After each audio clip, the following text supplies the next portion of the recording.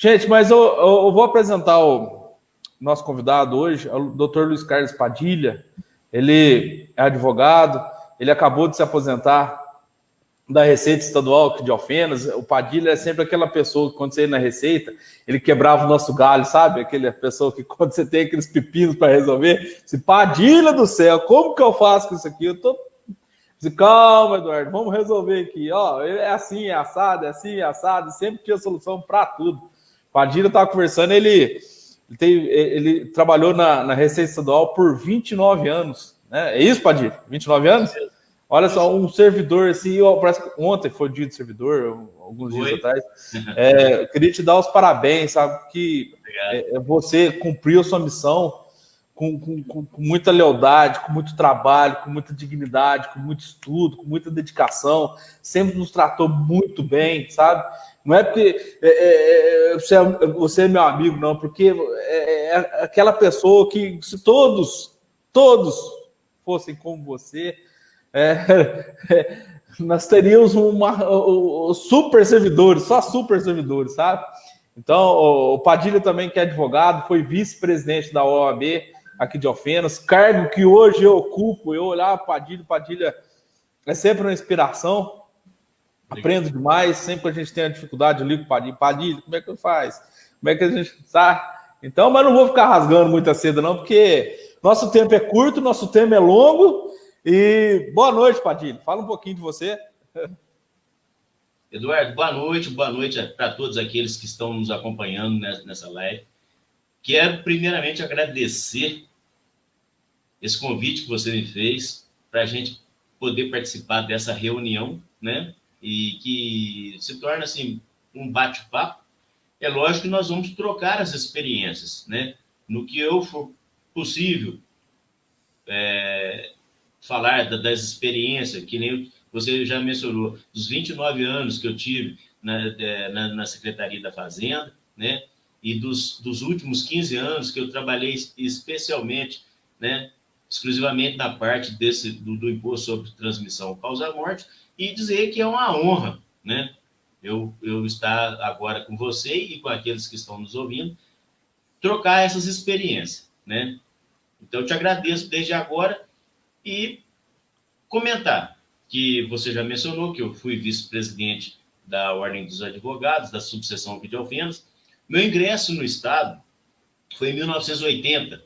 Eu entrei no Estado com 17 anos, no concurso público, e foi através de uma autarquia estadual, que era a Caixa Econômica do Estado de Minas Gerais, a antiga Minas Caixa, no qual eu atuei lá por 11 anos. Ocupei vários cargos lá, né? Desde escriturário até chefe de setor, né? Passando por caixas e assim por diante. Depois, com o fechamento da Minas Caixa, como nós éramos funcionário do Estado, então até então era funcionário, né, do Estado, nós tivemos que ingressar na carreira do Estado, porque nós fomos por concurso e eu tive a oportunidade na época de passar em primeiro lugar do concurso que nós fizemos. Então, como era concursado, o Estado teve que nos enquadrar em outro órgão, e foi aonde que eu fui designado para ir para a Secretaria de Estado de Fazenda de Minas Gerais. E lá também ocupei vários cargos e, ultimamente, eu estava responsável pelo a parte do ITCD, que é o Imposto sobre Transmissão, Causa-Mortes e Doação, né? E fiz pós-graduação em Direito Tributário, né? Além da minha formação em Direito, fiz pós-graduação em Direito Tributário e a especialização no Direito sobre Transmissão, né? Então, durante o tempo que eu exerci lá, eu adquiri uma certa experiência. E conforme você falou, nós, hoje, somos servidores do Estado. O servidor público, ele tem uma certa... O pessoal tem um certo juízo de que o servidor público ganha bem e trata mal.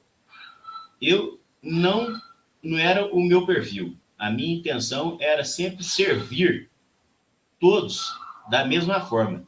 independente se a pessoa fosse branca, preta, ou se fosse homem e mulher, né? Ou se fosse rico e pobre. A minha consciência sempre foi voltada a servir o público. Coisa boa. Então, com isso, eu consegui muitas amizades, né? E uma delas é você, né? Que eu tenho um grande prazer de ter como meu amigo e companheiro, né? E assim foi. Agora, é que nem eu te disse, né? É uma honra para mim estar participando. E o que eu puder contribuir, né, com informação, com troca de experiência, para a gente ter um bom proveito nesse momento, eu estou à inteira disposição de você e daqueles que estão participando. Beleza. Padilha, vamos começar então. Às vezes tem pessoas que não são advogados, que estão nos acompanhando, né? A gente tem que ter sempre esse cuidado da gente, porque advogado às vezes começa a conversar com o outro, quem está perto diz, poxa, o que vocês estão falando? Não estou nem entendendo, entendeu? Olha pra você ver, as coisas deveriam ser feitas para todo mundo entender, inclusive o imposto, porque o imposto, você tem que saber o imposto que você paga, mas isso não é explicado para a gente, né? Esse imposto você não sabe. Padilha, o que é o imposto de transmissão, causa mortes e doação? Explica para as pessoas em geral, por favor. Eduardo, essa pergunta é muito boa. Para a gente iniciar, o interessante é a gente destacar o que é um imposto. Veja bem, a palavra em si, ela já determina o que é. O Estado, ou seja, o ente federativo, o ente estadual ou municipal, ele só funciona através de arrecadação. E como é feita essa arrecadação? A maioria da arrecadação, o que mais representa é o imposto. Tanto o próprio nome em si já fala, imposto. Não é uma questão facultativa que você escolhe ou não fazer. Não. Ele é imposto, ou seja, você tem uma imposição de recolher uma certa quantidade de valor, né, para que o Estado funcione. Porque a função principal do Estado, quando eu digo Estado, eu quero envolver toda a parte municipal, estadual e federal. Então, vamos tratar o Estado, né, como o ente, né? Ele depende da arrecadação para poder promover o bem-estar social. E o que depende do bem-estar social? Saúde, educação, segurança, né? Obras, né? Isso tudo, quando um candidato a presidente, candidato a governador, candidato a prefeito, ele depende de ver qual que é a arrecadação do Estado. O limite que ele tem para receber, para que ele possa, então, trabalhar, né, para o bem-estar social. O imposto, a palavra a gente vai, é imposto. Então, você não tem como fugir desta obrigação. A gente paga o imposto diariamente. Quando você vai na padaria de manhã comprar um pão, naquele pão que você compra, ali já está acrescido o valor do imposto que o comerciante tem que recolher para o Estado. Se você depois sair e for no supermercado fazer uma compra, no supermercado já vai constar o valor do imposto que você vai estar recolhendo para o Estado. E assim por diante. O município, quando você vai, se você tem um imóvel, você paga o IPTU. Se você tem um carro, você vai pagar o IPVA. E assim por diante, o imposto de renda, né? Então, cada um dentro da sua categoria, municipal, estadual, federal. E o imposto sobre transmissão causa mortes é mais um dentro dos mais de 90 impostos que nós temos dentro da legislação brasileira para pagar. Então, o imposto sobre transmissão causa mortes e doação é mais um imposto. Então, é que nem nós falamos. A pessoa já fica consternada de ter perdido o ente querido. Se o ente querido deixou para ser inventariado, né, para ser partilhado, os bens, seja ele imóvel, móvel, né, ou direitos autorais, em cima disso vai incidir o imposto. E o que ocorre? Ocorre que quando os herdeiros, né, vão receber, então, fazer o lançamento da partilha daqueles bens e direitos que ele deixou, ele, primeiramente, ele tem que fazer o pagamento do imposto que é previsto na legislação. Então, veja bem, o Estado é o primeiro herdeiro que recebe a herança. Muitas vezes ele recebe mais do que os herdeiros. Muitas vezes, dependendo da quantidade de herdeiro, o Estado é o herdeiro maior, porque a fatia dele já é prevista em lei.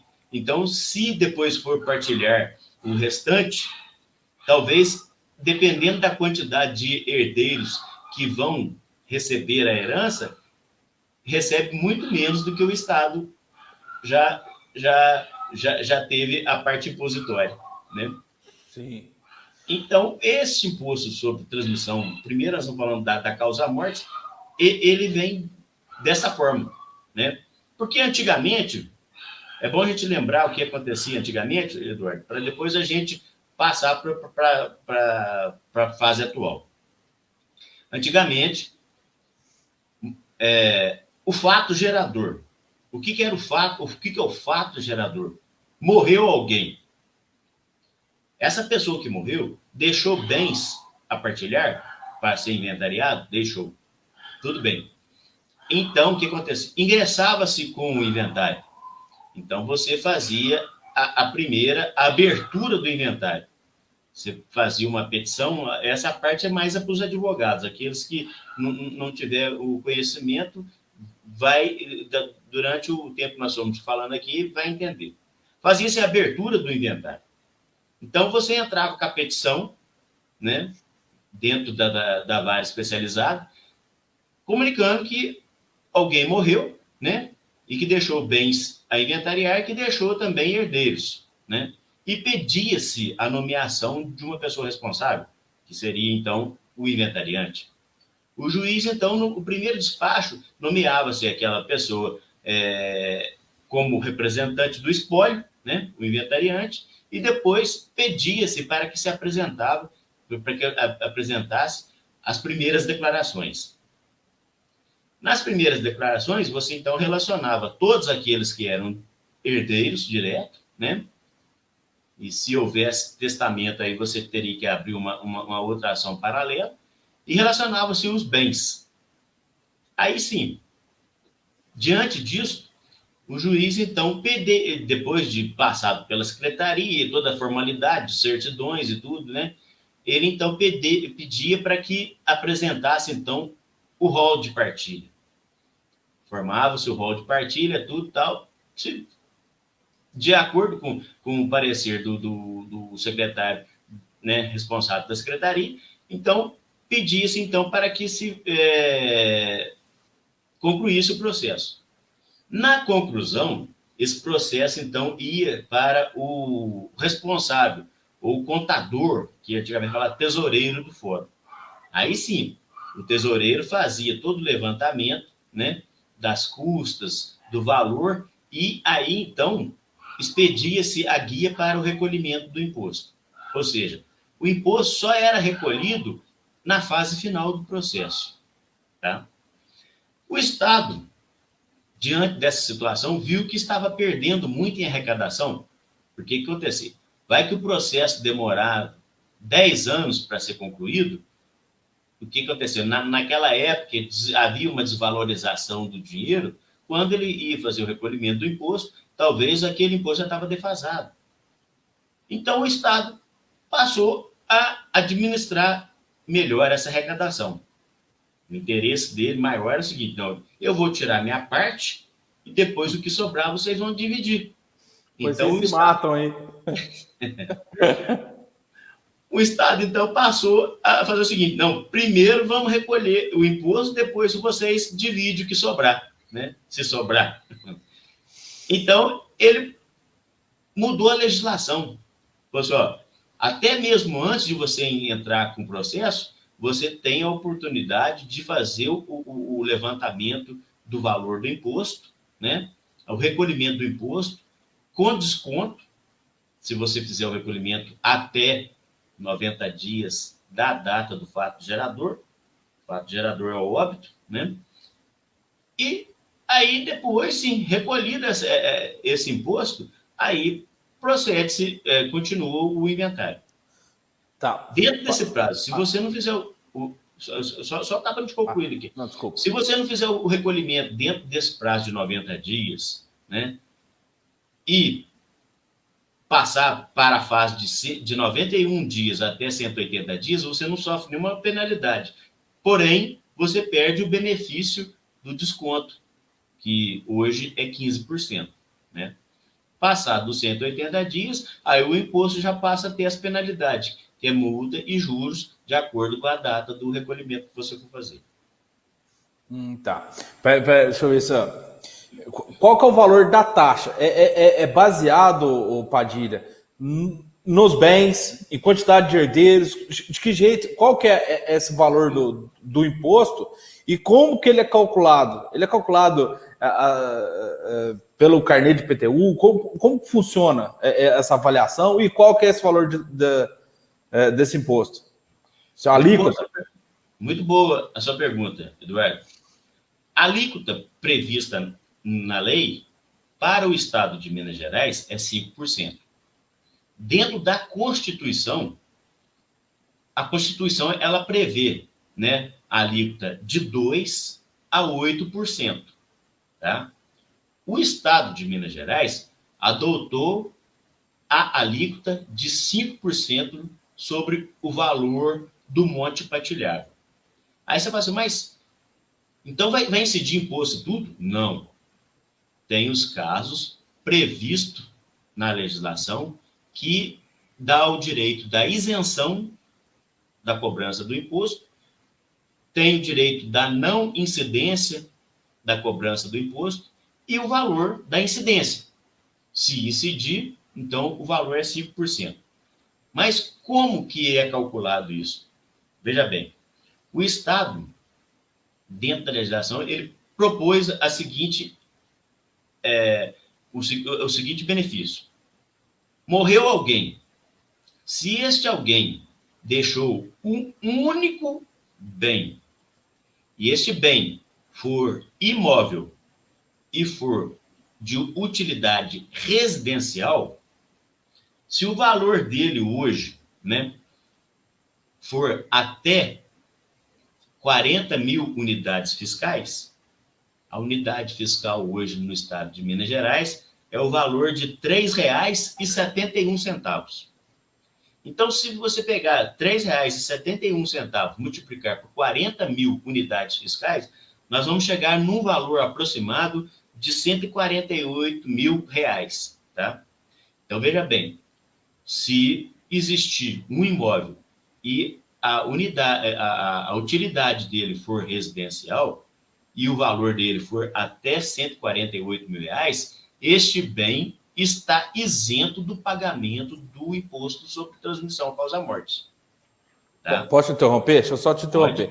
Então, pessoal, atenção. Às vezes a pessoa que tem apenas um imóvel, se a Receita avaliar hoje que ele é até R$ 148 mil, o único imóvel para residência não tem tributação do ITCMD, ok? Não tem tributação, ok? Esse então é só um caso de não incidência, né, Padilha? É isso? É de isenção. De isenção. Beleza. Tá. Vamos para o próximo tópico. Isso. Então, veja bem, Eduardo, a condição deste bem, eles têm que ser o uso exclusivo para residência.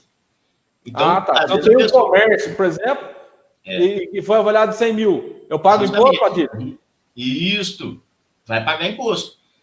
Se você tiver um terreno e neste terreno não tiver nenhuma construção, neste caso, ele não é residencial, tá? Porque a legislação anterior previa-se que a legislação versava o seguinte, imóvel urbano, né, desde que o valor tal. Então, a condição seria imóvel urbano. Então, se você tivesse um terreno, na legislação anterior, você conseguiria a isenção. Então, veja bem, se você tivesse um imóvel que fosse rural, já descaracterizava, entendeu? Agora, hoje, mesmo o imóvel sendo rural, mas se a ocupação dele for residencial e o valor dele for até R$ 148.000, você tem um benefício da isenção, tá? Então, Ótimo. Essa é a primeira fase. Sim. Muito bem, prosseguindo. Dentro da legislação. O mesmo artigo, então, fala assim, imóvel residencial cujo valor total não ultrapasse a 48 mil unidades fiscais. Bom, viu? E que o monte partilhável não ultrapasse a 48 mil unidades fiscais, tá? Então, vamos entender o que a legislação fala sobre isso. Então, se você tem uma casa que ela foi avaliada em R$ 140.000, ela está isenta. Se você tem um carro, uma caderneta de poupança, né, dentro do valor que não ultrapasse as 48 mil unidades fiscais, este bem, a caderneta de poupança ou veículo que você tiver, esse vai ser tributado. Você tem o benefício da isenção do imóvel rural, do imóvel residencial, e tem a tributação da outra parte, que é o outro bem, ou seja, a caderneta de poupança, ou veículo, ou o que tiver, tá? Então, uma parte você é beneficiada, a outra parte você é tributada, tá? Isso é o que prevê a legislação. Mas, vamos então fazer o seguinte, a pessoa faleceu, deixou 2 imóveis, né? Uma casa e um terreno, tá? A casa foi avaliado em R$ 80.000 e o terreno em R$ 20.000.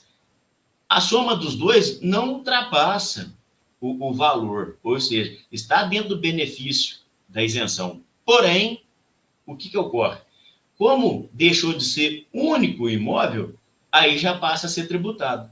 Tributa os dois, entendeu? Nossa. Porque tem que ser um único imóvel e esse imóvel tem que ser residencial. Então, se você tiver 2 casinhas, não dá o valor dos R$ 142.000, mas já você deixa de ter o benefício da isenção, porque deixa de ser único e passa a ser, então, tributado. Sim, e só para você ter uma noção, vamos supor que você tem 2 casas e cada uma seja 50 mil. Vamos fazer uma conta bem por baixo. Só para facilitar a nossa conta de cabeça. Não quero correr o risco de errar a conta ao vivo. Então, 5%, seria 5% do imposto, olha isso aí, são 2 casas, você perde isenção por 2, você vai pagar R$ 5.000 de TCMD, mesmo as 2 casas valendo R$ 100.000. Se você tiver uma casa e ela valha R$100.000, ou R$120.000, R$130.000, até R$142.000, zero ITCMD. Entendeu? Aí fica um pouco mais claro, né? É um pouco estranha a lei, mas é o que temos. Então, né? É isso aí. Ótimo. Pessoal, se alguém tiver alguma dúvida, pode perguntar aqui no chat, tá? Nós estamos com o chat aberto, então temos aqui alguma interação, pode perguntar, fiquem à vontade, compartilhem nossa live, tá certo? Informação de conteúdo e boa, igualzinho o Padilha tá passando aqui, a gente tem que divulgar para todo mundo, né? Certo, Padilha? Isso. Então vamos lá. Próximo passo. Beleza. Eu tenho. Não é o caso de isenção. O imóvel é acima de R$142.000. Como é que funciona? Então, aí nós falamos da parte que incide, nós falamos da isenção, agora vamos falar da parte que não incide. A legislação, ela prevê, independente do valor que vai ser transmitido, ela prevê a não incidência do imposto, tá? E quais são aqueles que são beneficiados pela a não incidência do imposto, né? Então, se você for pegar a legislação, aqui diz assim, da não incidência. Quem não paga imposto sobre a transmissão? A União, o Estado e o município. Esses são os primeiros elementos, né? Que têm o benefício de não pagar o imposto no caso da transmissão. Mas aí colocar meu nome também. Aí você pensa assim, mas como que a pessoa que morreu, às vezes, deixou um testamento, e no testamento ele quer contemplar os beneficiados dos bens, né, do monte partilhado que ele tem, ele quer deixar um bem para a União, para o Estado e para o município, estes não vai incidir imposto, tá? Eles são imunes, eles são imunes de imposto, né? Depois vem esse templo de qualquer culto. Então, se você deixar um bem para uma igreja ou qualquer entidade religiosa, esse também não vai ter a incidência do imposto, né? Partido político também não vai pagar imposto, não, tá? Entidades sindicais, né? Instituição de assistência social, educacional e tal, né? As autarquias, fundações e por aí, certo? Então, um exemplo para as pessoas que não sabem, às vezes um exemplo de autarquia, que em Alfenas nós temos temos várias, né? Mas a Unifal é uma autarquia federal, entendeu? É um ente público, certo? Então, às vezes, um exemplo de quem está assistindo que não sabe o que é autarquia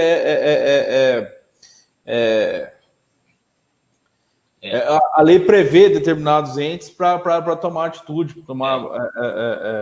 fazer o procedimento, tá certo? Isso mesmo, certo. Um exemplo do FAO. Igual, por exemplo, nós, esse tempo atrás, até quem está fazendo o processo é o nosso querido colega Roberto Soares, né? Que ele é advogado da instituição Vida Viva, né? E faleceu uma pessoa, né? E ela fazia tratamento de câncer. Era ela solteira, não tinha nenhum descendente e ascendente. Ela fez um testamento deixando esse bem para a sociedade, né? Vida Viva. Então, o que acontece? Esse bem ele vai estar sendo transmitido para ela e não incide imposto, porque ela é uma instituição filantrópica, né? E presta serviço social. Então, em cima disso, ela não vai pagar imposto, só vai fazer a transferência da propriedade, tá? Então, nós falamos de isenção e falamos da não incidência. Fora disso, tudo é tributado, dentro daquilo que nós já falamos hoje, né? Que, havendo um monte partilhável, então a pessoa ela ela está obrigada a recolher o imposto sobre a transmissão causa-mortes, tá? E, que nem nós falamos, aqui no estado de Minas, por enquanto, ainda é 5%. Com direito a fazer o pagamento até 90 dias da data do óbito do fato gerador, com desconto de 15%. Tá? Passado esse prazo, ele perde o benefício do desconto e vai ter que fazer o pagamento de imposto em 5%, conforme é previsto em lei. E depois de 180 dias, incide as penalidades, que é multa e juros, de acordo com a data do recolhimento. Tá? Então, veja bem, aí nós estamos falando do imposto sobre transmissão com o fato gerador causa-mortes. Mas o imposto, a nomenclatura dele, imposto sobre transmissão, causa-mortes e doação, incide também nos casos em que a pessoa, de livre e espontânea vontade, resolve fazer a doação de parte dos bens que lhe pertencem, que seja dentro da qualificação das legítimas, né? Ele pode fazer a doação para quem ele bem entender, de livre e espontânea vontade, sem coação, sem nenhuma incidência né? Aí o que ocorre? O valor desse imposto também é de 5%. Ocorre que esse imposto ele pode entrar na faixa de isenção também, que é previsto. Desde que, para quem ele vai beneficiar, a pessoa, a doadora, vai beneficiar, ela possa dar para cada um dos beneficiários no valor até de R$37 mil, então, se aquela pessoa que vai receber, a doação que ela recebe, se for até o valor de R$37 mil, vai cair na faixa de isenção. ela não vai pagar imposto. Ela vai receber a doação e não vai ter imposto para ser recolhido. Se passar desse valor, aí sim, ela vai pagar os 5% do imposto, mas com redução de 50% do imposto. Ou seja, em linhas diretas, ela vai pagar 2,5% de imposto, né? Desde que esse valor dos 37, vamos dizer, dos 38 mil até os 330 mil, a pessoa que for beneficiária, ela vai pagar 2,5%. O que, se o valor do benefício da doação que ela está recebendo ultrapassar o valor de 334 mil, vamos botar 335 mil reais, ela vai pagar o imposto de 5%, sem nenhum benefício. Ah, tá. Então só para entender, pessoal. Às vezes, vamos ver se eu entendi. Vamos lá, Padilha. Vamos lá, vamos ver se eu entendi. Vou fazer esse exercício. Isso, a gente falando assim. Um pai tem, sei lá, 5 filhos. Certo. E tem uma fazenda ou umas terras no valor de 150 mil reais, sei lá. Isso. E se ele vai doar aos filhos? Vai doar aos filhos, né? Essa conta saiu da minha cabeça, viu, Padilha? Não confere minhas contas, não, que eu vou passar vergonha ao vivo. Não, mas eu vou responder de acordo com a legislação. O Padilha, você viu, gente? Como é que é o cara preparado? Já sacou a calculadora ali e começou. Então, vamos lá. O pai, ele tem um patrimônio mais ou menos de 150 mil, ele tem 5 filhos e doou algumas faixas iguais para os filhos. Quem paga o imposto, gente, não é o pai que doa, é o filho que recebe. Tá certo, Padilha? Isso. Se o filho recebeu, não bateu o quinhão dele, vamos dizer o quinhão, a parte que ele vai herdar, a parte que ele vai receber em doação, até 38 mil, está isento de pagamento de imposto, ok? Raciocínio. Vamos supor que isso passou dos 38 mil, mas não atingiu os 330 mil reais. A parte que cada um desses herdeiros vai receber. Quanto que vai ser a alíquota, Padilha? Vai ser 5% com redução de 50%. Então, quer dizer, a gente fala assim, 5% com redução, vamos dizer assim, em linha direta, é 2,5%. Cobra-se 5% e dá um desconto de 50%. Tá? Então, quer dizer, o valor que ele vai ser recolhido vai ser de 2,5%. Tá? Ótimo. Dentro da colocação que você fez aí, você falou o pai ele tem uma propriedade que vale 150 mil e vai doar para 5 filhos. Se ele pegar os 150 mil e dividir para os 5 filhos, cada um vai receber 30 mil reais. Tá? A parte que vai caber a cada um, 30 mil reais, vai estar dentro da faixa da isenção. Tá? Então, o primeiro lance, eles vão estar isentos. Se, pelo contrário, fosse avaliado em 200 mil para dividir em 5, aí fugiria da faixa de isenção, né? Porque aí daria 40 mil para cada um. Sobre esses 40 mil que cada um está recebendo, cada um pagaria 2,5%.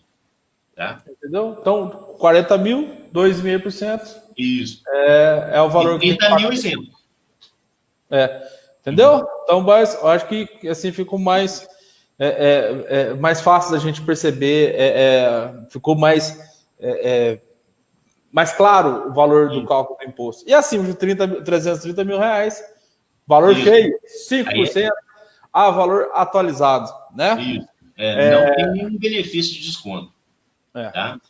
Beleza, Padilha. Vamos mais depois nós temos muitas perguntas aqui já, viu? Pula para a próxima. Você tinha preparado. Eduardo, então nós aqui colocamos uma situação de imposto sobre transmissão causa-mortes, colocamos a situação do imposto sobre doação, tá? Vamos para uma outra parte que é prevista na lei. E esta, do meu ponto de vista, eu acho até interessante, porque isso dá muito para discutir. Que é a parte que é considerada doação, porém, não é nem por causa mortes nem por disposição de vontade. É a parte que ocorre quando há uma dissolução de sociedade conjugal. O famoso divórcio. O divórcio... O Estado recebe, viu? Com o seu divórcio. Olha que legal. Ele cobra imposto no seu divórcio. Que momento lindo, né? Que romantismo é o Estado. O Estado, o casal em crise, né, resolve separar, divorciar, né, de acordo com a condição de cada um. O que acontece? O Estado, primeiro, ele vai saber se ele tem para receber antes do casal separar, entendeu? Então, o que ocorre?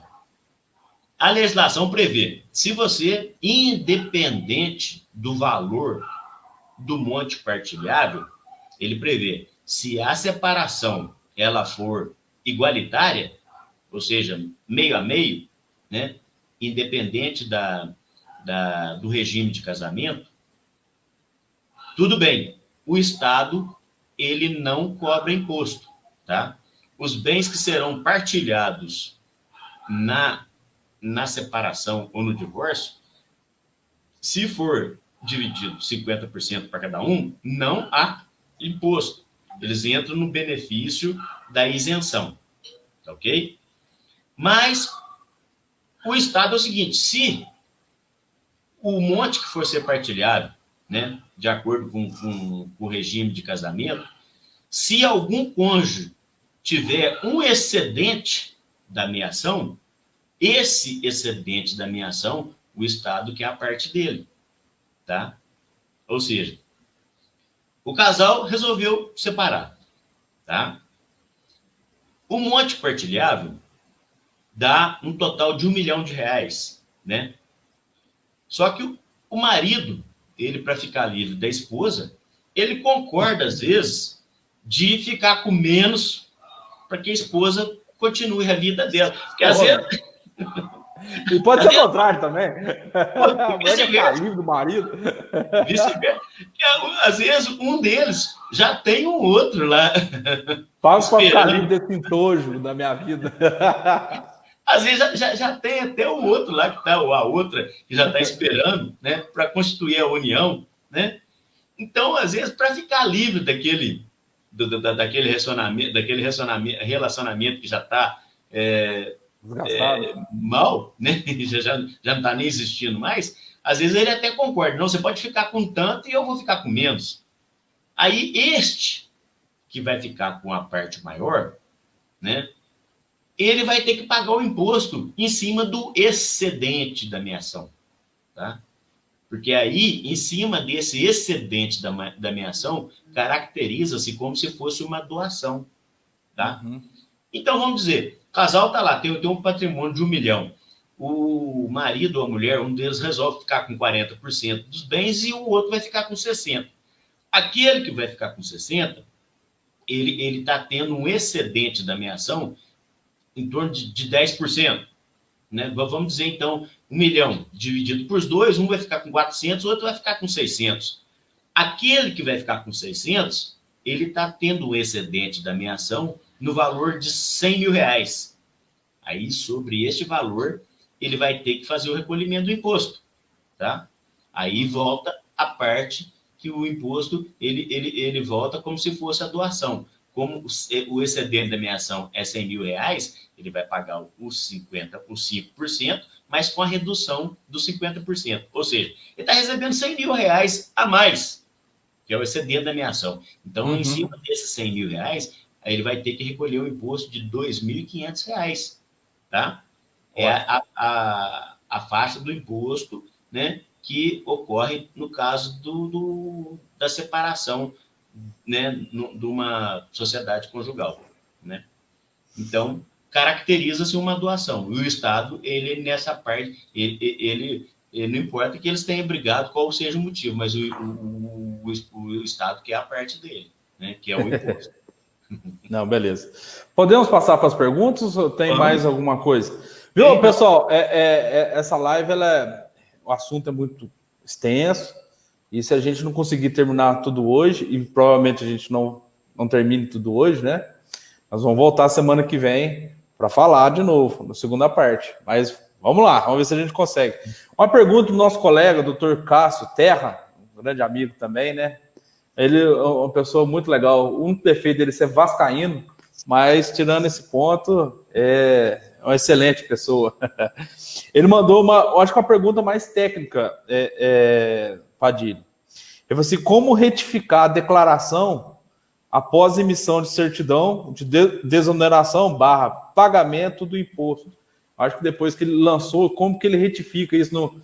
Deve ser no site da Receita Estadual. Quero mandar um abraço para meu colega, Cássio, né? Uma pessoa que eu estimo muito, admiro também, muito bom, grande profissional, né? E aproveitando, Cássio, para informar, o que ocorre é o seguinte. No caso, você tem que fazer, primeiramente, da minha forma de trabalhar, primeiramente, eu faço a declaração de bens e direitos antes mesmo de iniciar o processo, seja judicial ou extrajudicial. Por quê? O crivo do Estado é que vai dar para nós a direção de como o processo vai fluir, né? Então, você fez a declaração, relacionou os herdeiros, relacionou os bens, né? Enviou para a Secretaria de Fazenda fazer a avaliação. Se, durante esse tempo, a Secretaria de Fazenda fez as declarações, você ainda não fez o recolhimento do imposto, você ainda tem como de pedir a retificação dessa declaração sem nenhum pagamento de taxa, tá?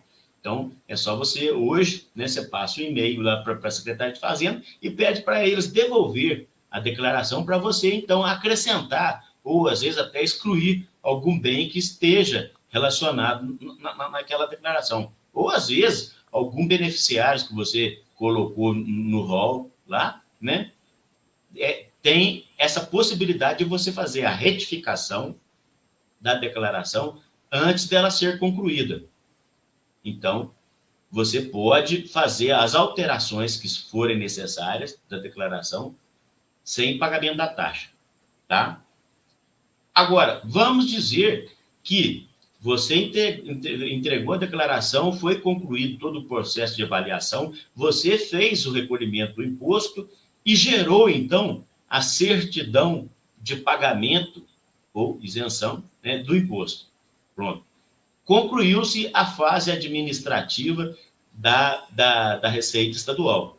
Ela avaliou os bens, atribuiu o valor aos bens, você fez o pagamento do imposto, ou então o bem foi contemplado com isenção, tal. Gerou-se, então, uma certidão. No final daquela certidão, existe um número de comprovação digital. Então, o que acontece? Você vai pegar, em qualquer lugar que você apresentar a declaração, eles vão pegar aquele número de certificação digital, entrar no site da Secretaria da Fazenda e digitar aquele número, vai provar que aquela certidão de pagamento ou de isenção é fiel, tá? Se chegou nessa fase de conclusão, gerou a certidão, a única forma que se tem para corrigir alguma falha ou então acrescentar alguma coisa que ficou para trás é fazendo uma declaração retificadora. Ou seja, quando você entra no site da Receita Estadual, você vai lá fazer a declaração de TCD, ela pergunta, é uma declaração nova? É uma declaração retificadora? Ou é uma declaração de sobrepartilha? Então, se for uma correção que você for fazer, aí ela é uma declaração retificadora. Aí você vai abrir ela lá, né? Vai jogar o número da certificação digital, o sistema vai te devolver a declaração por inteira e vai te dar a oportunidade de você fazer qualquer correção que você queira fazer, tá? Aí você faça o que você bem entender, ou exclui um bem, ou você adiciona um bem, ou você exclui um beneficiário, ou adiciona outro beneficiário, e assim por diante, tá? Só que depois que você fazer as retificações que forem necessárias, vai gerar uma taxa, né? Aí é taxa, não é imposto, mas como você está solicitando uma retificação do documento fiscal, vai gerar uma taxa que você vai ter que fazer o pagamento da taxa para que depois eles atendam o teu pedido da retificação, tá? E isso no caso de uma declaração que você está querendo corrigir alguma coisa que foi deixada para trás. Agora, tem a outra fase, que se você concluiu o inventário e depois você veio descobrir que houve outro bem que não foi inventariado, ou algum saldo bancário que ficou para trás, e depois que os herdeiros descobriram que o falecido deixou conta, aí sim, aí você vai ter que fazer uma declaração de sobrepartilha. E essa declaração de sobrepartilha vai gerar também a taxa da retificação do documento fiscal. Será que beleza? Não, foi claro. Qualquer coisa, doutor Castro, pode comentar aqui. Temos uma pergunta aqui que eu acho que não é só da Poliane Greck, é uma pergunta de todos os advogados que fazem inventário, né? Que é algo a gente passa arrancando os cabelos, né? Ela manda a seguinte pergunta. Muito obrigado pela participação, viu, Poliane? Qual o sistema utilizado pela AF para avaliação dos imóveis? In loco ou ferramentas expostas na internet, como o Google Earth? Em caso de avaliação contraditória, quem julga este recurso? O mesmo fiscal que fez a primeira avaliação? Essa é a pergunta dela. Muito boa pergunta, viu, Paulino? Muito boa pergunta. O que ocorre? Para a avaliação, eles têm uns parâmetros, né, que se seguem. É lógico que toda declaração eles pedem para que junte, se for o imóvel urbano, o IPTU. Se for imóvel rural, eles pedem para que junte o ITR, né? Então, veja bem, na juntada que você faz do IPTU, vem lá a área do terreno e a área construída, né? E é lógico que essa avaliação é de competência do município. Porém, o imposto você vai recolher para o Estado.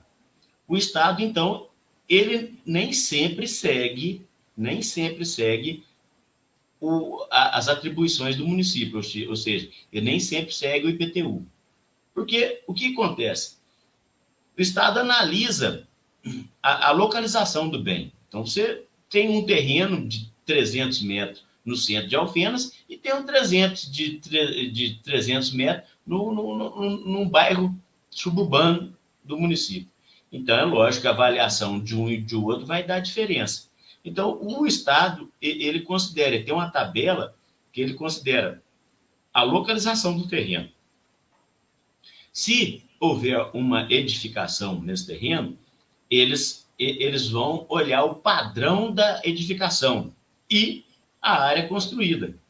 Aí, em cima disso, também eles têm uma tabela que, né, imóvel de padrão baixo é tanto, padrão médio é tanto, padrão alto é tanto, né? E, em cima disso, eles calculam a metragem da área construída e atribuem o valor, né? Então, muito difícil, o Estado, às vezes, coincidir o valor da avaliação para efeito de TCD com a avaliação que é feita para efeito de IPTU, tá? Agora, o imóvel rural, da mesma forma, dependendo da localização, porque como é uma declaração que você presta para a Receita Federal, né? Então, é um valor que você declara, não é o valor que às vezes vale o bem. Então, eles olham também a localização do terreno, né? Se é perto de rodovia, se o acesso para o imóvel é facilitado, se, no caso da nossa região aqui, né, tem muitos imóveis rurais que é banhado por águas de Furna, né, e assim por diante. Então, nem sempre o valor que você declarou no ITR vai ser o valor que o Estado vai avaliar.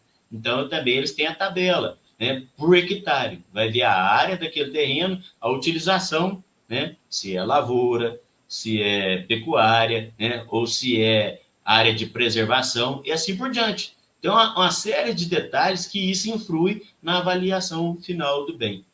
Então, o que ocorre?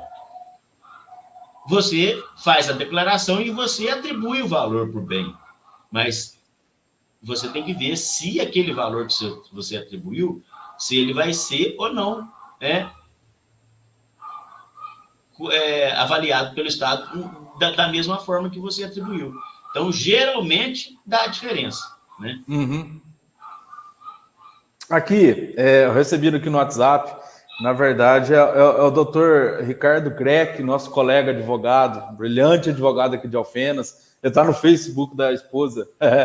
Muito obrigado pela audiência, doutor Ricardo. Qualquer coisa, se está respondida a pergunta, comenta aqui, ou então pode mandar outros, nós estamos aqui à disposição, tá? Então, o Padilha, eles mandam técnicos lá, por exemplo, eu tenho uma casa, avaliei essa casa por 300 mil reais, eu coloquei lá, mas vem a F, não sei se ela usa um programa ou se ela manda o técnico, como que é esse procedimento? Eduardo, essa parte ela tinha feito, né, o recurso, como que era usado, e eu deixei de responder, mas foi bom ter voltado desse tempo. Antigamente, eles faziam a diligência in loco, certo? Ele ia lá, não entrava dentro do imóvel, mas olhava por fora e via a fachada e falou assim, ó, o padrão disso aqui é uma construção antiga, então enquadrava num padrão baixo. Quando chegava lá, via que era uma construção nova e tudo, aí já enquadrava ou no padrão médio ou então no padrão alto, né? Ia depender, assim, da fachada, né? Então, esse pai chegava lá. Agora, hoje, com o recurso do Google Earth, eles vão através do Google, né? Eles acessam o Google, vai lá, baixa lá o endereço lá e olha o imóvel e fala assim, isso aqui, né? O padrão dele é baixo, ou o padrão é médio. Então, aí em cima disso, eles jogam na tabela, vê só o que está de área construída no IPTU e faz o cálculo. Tá? Tá. É possível a gente, nós como advogados, a gente saber disso, Padilha? Por exemplo, tem algum site, eu joguei no Google Earth, tá? Sei lá, um terreno, 300 metros, a casa X, tal. E eu consigo jogar em algum, saber mais ou menos a planilha ou o programa que a Receita utiliza para eu saber disso previamente. Por exemplo, a pessoa chega no escritório e fala assim, ô Eduardo, eu quero... Tem como você saber quanto que fica o ITCMD antes da gente dar entrada lá? É possível a gente saber disso, ou Padilha? Tem algum site, ou tem algum aplicativo, ou tem alguma planilha que a gente faz, ou a gente tem que protocolar para depois eles falarem para a gente quanto que fica? Eduardo, o que acontece? Existem servidores e servidores, né? Tem aqueles que têm uma consciência que fala assim, não, tem sim, ó, eu já vou te informar qual que é o valor que vai ser atribuído para esse bem, tá? Aí já tem como você fazer todo uma estimativa do qual seria o valor do imposto para ser recolhido. Porém, o que ocorre? É que nós estávamos falando, a legislação ela prevê também a oportunidade de você discordar do valor da avaliação, tá? É o que chama o efeito contraditório. Você declarou que a casa lá custa 300 mil. O analista fiscal vai lá e fala assim, não é 300 mil, é 400 mil. Aí você não concorda com o valor que foi atribuído bem. Porque você fala, não, no valor do mercado, essa casa não vale nem 300, eu botei 300. Dá vontade de vender para a Receita, né? Você paga a Receita, esse valor que eu te vendo agora, cara. Isso, então o que você tem o direito de pedir o contraditório. Então, aí sim, você vai formular, né, um pedido contraditório. No teu pedido, você vai juntar documentos, né, que seja, geralmente, o pessoal gosta de juntar uma avaliação, né, de uma imobiliária, ou então você está lá com o imóvel, até a venda mesmo lá, ó. Aí dentro da imobiliária, o imóvel já está lá à venda lá. Aí já, se tiver um anúncio da imobiliária lá, com o valor do imóvel, você pode servir aquilo como base. Aí o que ocorre? Não vai ser a mesma pessoa que recebeu a declaração que vai analisar teu pedido, certo? O processo ele vai ser encaminhado para instância imediatamente superior. Então, vamos dizer, você tem um processo aqui em Alfenas, com uma casa aqui. A avaliação que foi atribuída para ela não é a avaliação real, nem de mercado. Aí você vai entrar com pedido contraditório, a pessoa, né, na qualidade do responsável pela administração, ele vai encaminhar esse processo para a delegacia fiscal. Hoje, a delegacia fiscal que responde por Alfenas é a de Poços de Caldas. Aí, quem vai receber esse processo lá vai ser o delegado fiscal. Aí sim ele vai passar para uma outra pessoa que ela vai analisar teu pedido. Se eles aceitarem o teu pedido, então vai valer o valor que você atribuiu bem. E ele vai desqualificar o valor que o analista fez antes, tá? Aí você vai recolher o imposto de acordo com o valor que foi, né, analisado pelo delegado fiscal, e aí o teu prazo para de contar. Nem que eu te falei. Chegou nos 90 dias, venceu os 90 dias, se você tiver em processo de recurso, o teu prazo para a contagem, tá? Então, depois que for analisado, que for concluído essa avaliação, aí sim você vai ter mais 10 dias de prazo, independente dos 90, se já foi superado, né, para você fazer o recolhimento do imposto com os benefícios que forem necessários. Excelente. Vamos passar agora para uma pergunta para uma colega, doutora Cristina Gotins, de Belo Horizonte. Ela pergunta que, no caso de herança por representação, o ITCD incidirá apenas uma vez ou a cobrança do imposto será computada 2 vezes? Não. O imposto ele incide uma única vez, né? Se for essa representação, né? Se for, aí vai depender, né? Se a pessoa ela está sendo representada, né? Se ela está sendo beneficiada por testamento, eu não sei se eu estou entendendo direito a pergunta. Ela coloca uma explicação aqui embaixo, para ser mais clara, na pergunta acima, caso o neto herde a fração de seu pai, o ITCD incidirá sobre o quinhão do pai e também sobre a fração dos filhos do falecido prematuramente. Não. A sucessão é em linha direta, né? Então, se o pai é pré-morto, né? O pai faleceu antes do avô falecido, o neto ele vai herdar a quota parte que era devida para o pai, né? Direto. O imposto será cobrado nessa única transmissão. Por quê? O neto é sucessor do pai pré-morto, né?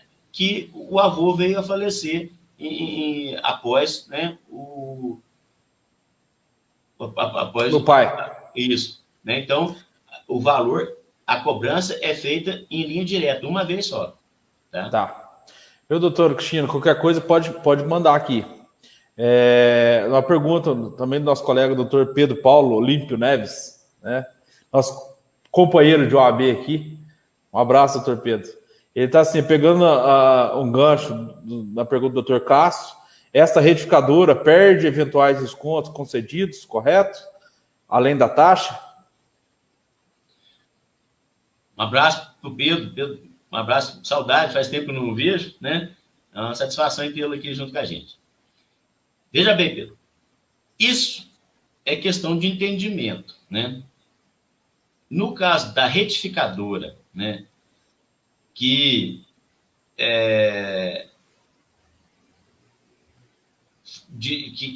acresce os bens, né, após a primeira incidência, né, que tem até o benefício, né, eu vejo, aí sim, perde o benefício do desconto que houve, né? Aí será tributado integralmente. E aqueles bens que vieram acrescentar a declaração, esses incidirão até a multa e os juros previstos, né? Meu modo de entender é que, num caso de sobrepartilha, né, dependendo do bem que vai acrescentar, né, do meu entendimento, é que deveria permanecer o desconto do primeiro recolhimento do imposto. Só que o que ocorre? Dependendo do analista que vai receber isso, eles já tiram o desconto e já cobra integral, né? Mas é uma coisa que você pode depois entrar com recurso, né? Para que seja apreciado pela delegacia fiscal e, se for o caso, até o conselho do contribuinte, né? Mas aqui eles têm aplicado dessa forma. Eles excluem o desconto e cobram o valor integral. Beleza. O doutor Ricardo também montou mais um comentário aqui. Ele pôs obrigado pela resposta, mas tem mais uma. Atualmente, como funciona o parcelamento do TCMD? É possível parcelar? Haveria majoração do imposto por conta do parcelamento? Muito boa pergunta, viu, Ricardo? Isso aí é interessante. Veja bem, o parcelamento, ele só ocorre depois de excluído todos os prazos. Então, foi aquilo que nós falamos anteriormente. Até 90 dias você tem o direito de fazer o recolhimento do imposto com benefício do desconto. Bom, de 91 até 180 dias, você não tem nenhuma aplicação de penalidade, ou seja, você perde o desconto, deixa de ter, perder não, você deixa de ter o desconto, porém, você vai ficar na faixa dos 5% até os 180 dias, que não sofre uma penalidade, né? Nem de multa e nem de juros. Passados os 180 dias, aí sim você enquadra nas penalidades, ou seja, você vai ter acréscimo de multa e juros. Aí sim, aí você entra na fase que você pode requerer o parcelamento, tá?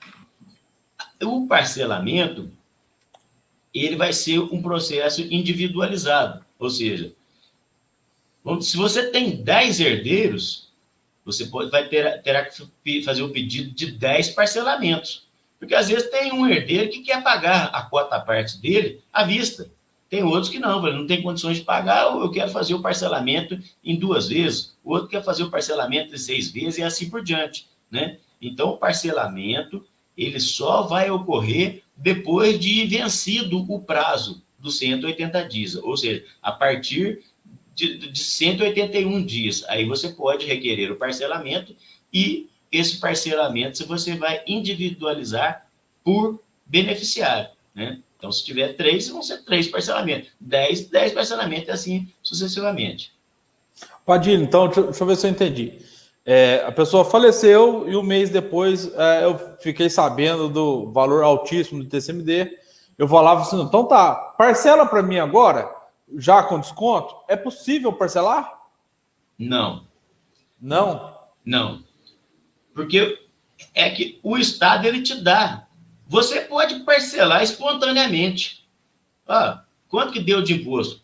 Um exemplo. Deu 10 mil. Então eu emite uma guia que eu vou pagar 3 mil hoje. Aí vai emitir uma guia avulsa para você ir lá fazer o pagamento, tá? Aí depois, no mês que vem, você volta lá, emite mais uma guia de 3 mil, né? Ou você mesmo pode acessar o sistema e você mesmo vai pagando. E fazer a guia. Aí, o que acontece? Se você já perdeu o prazo do desconto, né? Aí você vai fazer o parcelamento espontâneo, né? Então, aí depois que você fizer o recolhimento, aí você vai pedir para vincular aquelas guias que você recolheu no processo, desde que depois ela totalize o valor do imposto que está sendo cobrado, né? Agora, para haver um parcelamento, é dentro daquilo que eu te falei, só depois de 181 dias. Só que aí a penalidade é maior, porque é que nem eu te disse, até 180 dias não existe penalidade, é só o valor dos 5%. Depois dos 180 dias, se você for fazer o recolhimento espontâneo, o Estado ele vai calcular 6% para você fazer o recolhimento até até 30 dias. 9% para você fazer o recolhimento até 60 dias. E depois de 90 dias, a multa já vai ser 12%, já vai ser fixada, tá? Então, a penalidade é essa. Até 30 dias, vencido o prazo de 180 dias, você vai recolher 6%. Até 60 dias, 9%. Nossa. Depois de 90 dias, né? Então são 180 mais 90. Então, 90 dias você vai recolher sobre 12%. É fixo. Aí fixa essa multa. Só vai haver a variação da correção da taxa Selic. Tá? Agora, se você fizer a opção para fazer o parcelamento, né, acima disso, né, aí a multa que você vai pagar, que fixa em 12%, ela vai para 18%. Tá? Então, aí você vai ter que negociar, ver quantas parcelas que você vai pagar e assim por diante. Então, você deixa de pagar uma multa que é de 12% e vai ficar responsável por pagamento de uma multa de 18%. Então, aumenta o valor. Né? Entendi. Semana que vem, ou já dando um pequeno spoiler, semana que vem nós vamos voltar e nós vamos conversar se a gente consegue escapar desse TCMD, que hoje o nosso tempo está curto, nós já passamos de 1h10, mas ainda tem perguntas aqui, Padilha. Nós não vou deixar ninguém sem responder, de forma alguma. Né? Também é da Cristina, ela mandou aqui no WhatsApp. É o seguinte, a legislação do TCD de Minas permite avaliação a preço... São 3 perguntas, vou fazer elas de uma vez. O TCD de Minas permite avaliação a valor justo? Pergunta 2. Outra, o ITCMD pode ser calculado sobre o valor declarado no imposto de renda? Pergunta 3. Ainda na mesma linha, se o ITCMD poderá ser calculado sobre o valor do capital social de empresas? Vamos deixar essa última para depois? Responde essas duas. Primeira pergunta. O TCD de Minas pode ser sofrer avaliação a preço justo? E o TCMD pode ser calculado sobre o valor declarado no imposto de renda? Olha, Cristina, tem coisas que não tem como discutir, né? Que o valor é líquido e certo, né? Então, eu falo que se você tem um saldo bancário, o saldo é um valor real. Não existe. Na data do óbito, você deixou uma caderneta de poupança que tinha lá 10 mil reais, tá? Então, o valor que vai ser base de cálculo vai ser os 10 mil reais. Não importa que depois você vai receber mais lá para frente, depois o processo vai demorar 6 meses, 1 ano, é lógico que vai incidir juros, né, e correção em cima desse valor. O Estado ele vai te cobrar o imposto só em cima do valor que existia na data do fato gerador, ou seja, só na data do óbito, né? Os juros e correção que houve, isso aí não vai incidir imposto sobre ele, tá? É o valor justo. Outro, um veículo. Se você tem um veículo, aquele veículo já tem a tabela dele, né? Então, você já tem a tabela para efeitos de cobrança de IPVA, né?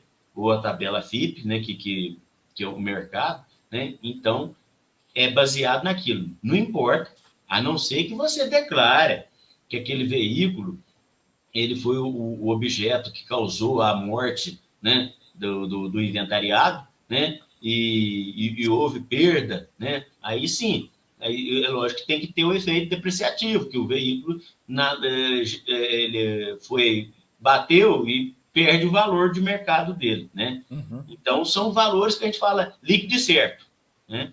Então, agora já o valor de bens imóveis, esse valor é o que eu te disse antes. Pode entrar na fase contraditória. O que acontece? Mas eu declarei no imposto de renda valor X, né? Aí, esse valor não importa o que você declarou. É você que está declarando para o imposto de renda que ele custa X, né? Mas, na realidade, se for analisar para fins de mercado, se o valor dele é o valor maior, aí é lógico que o Estado ele vai até te atender no caso do contraditório. Mas se você não tiver sucesso no contraditório, você vai ter que recolher o imposto que foi atribuído ao bem, né? desde que você, o teu recurso, o teu contraditório, ele tiver um embasamento, né? Mas é muito difícil, né, você declarar que um terreno vale 10 mil, né, na declaração, e no final o valor dele é de 100 mil reais. O sucesso vai ser muito pouco se você entrar com contraditório dessa avaliação. Tá? Beleza. E uma última pergunta, e já adiantando, Cristina, vamos entrar bastante de sola nesse assunto na próxima live, na semana que vem, o mesmo horário, né? Mesmo dia da semana, mesmo horário, a quinta-feira às 19 horas. O doutor Padilha já aceitou de voltar aqui para a gente fazer essa segunda parte. Tem como que a gente escapa desse imposto, né? É possível amenizar, é possível. O que a gente pode fazer para tirar essa carga tão pesada dos nossos clientes, né? Semana que vem nós vamos debater isso aí. Mas a última pergunta aqui é a seguinte: ainda nessa mesma linha, se o ITCD pode ser calculado sobre o valor do capital social das empresas, ou seja, teve o falecimento do dono da empresa, e como que é calculado esse ITCD em relação à empresa, Padilha? O imposto sobre transmissão, no caso de cotas de participação em empresa, né, empresarial, ele tem dois meios. Primeiro, se a empresa ela tem cotação em bolsa de valores, eles vão pedir o valor da cota que foi negociado na bolsa de valores, né? Isso é empresa grande, né? E geralmente quando é empresa menor, é lógico que vai ter que apresentar o balanço patrimonial, ou seja, a empresa, eles vão juntar a documentação, que é o contrato social, né, da constituição da empresa, e o contador, ele vai juntar a esse contrato o balanço patrimonial, ou seja, lá ele vai discriminar o que é ativo mobilizado, passivo e ativo e tal, inclusive as despesas, né? Porque vai que a empresa ela não está passando bem, né? Ela tenha lá as suas dívidas, essas dívidas também serão abatidas no capital social da empresa. Então, isso vai ser analisado através do balanço patrimonial que vai ser feito até a data do óbito. Então, muitas vezes, a empresa está constituída com valor de R$1 milhão, mas ela tem as despesas de coisa que ela comprou, que o valor da empresa, das cotas dela vai sofrer uma depreciação. Então, aí sim, eles vão descontar essas despesas e vai fazer a avaliação em cima do capital social da empresa no balanço patrimonial. Beleza, então. Pessoal, eu quero agradecer, não chegando ao final. Nós tínhamos combinado 1 hora de live, mas já temos 1 hora e 17 minutos. Né? O nosso assunto aqui ele é infinito. Convido vocês para semana que vem, na quinta-feira, às 19 horas. Se Deus quiser, se Deus nos permitir, né? Estaremos aqui com o Dr. Padilha de novo para bater esse papo e ver o que nós podemos fazer para diminuir esse imposto, Padilha, porque é pesado demais, é caro, muito caro. A pessoa perde um ente querido, a hora que vai ficar sabendo o valor do inventário e ele quer morrer. Você, poxa, vou ter que pagar tudo isso, né? Tá certo? Gente, muito obrigado. Eu quero agradecer a todo mundo que nos assistiu. Tá? Em breve também nós vamos disponibilizar isso no YouTube. Né? E aqui, até aqui mesmo no Facebook fica gravado, pode assistir novamente, pode compartilhar, compartilhe sem moderação, tá certo? Muito obrigado, Padilha, Deus abençoe e até semana que vem. Obrigado, Eduardo. Agradecer também a todos que tiveram a oportunidade de participar desse nosso bate-papo. Foi muito interessante, as perguntas foram muito inteligentes e todas foram, assim, de acordo com o nosso assunto. Né? E é lógico, tem muitas coisas para falar. Infelizmente, o tempo nosso esgotou, né? Mas pode continuar semana que vem, a gente tenta resolver, né? Ou então dar uma melhor orientação do que for possível. Tá? Estou à disposição de todos. Muito obrigado. Boa noite a todos. Boa noite. Viu, pessoal? Se alguém tiver pergunta para a semana que vem, pode deixar aqui no Facebook aqui do escritório, ou aqui também tem um botão do WhatsApp. Pode mandar aqui que eu vou salvando aqui para a semana que vem a gente bater um papo. Padilha, muito obrigado. Ó, até ligou meu celular. Até mais, Padilha. Muito obrigado, pessoal. Tchau, tchau. Obrigado a você. Tchau.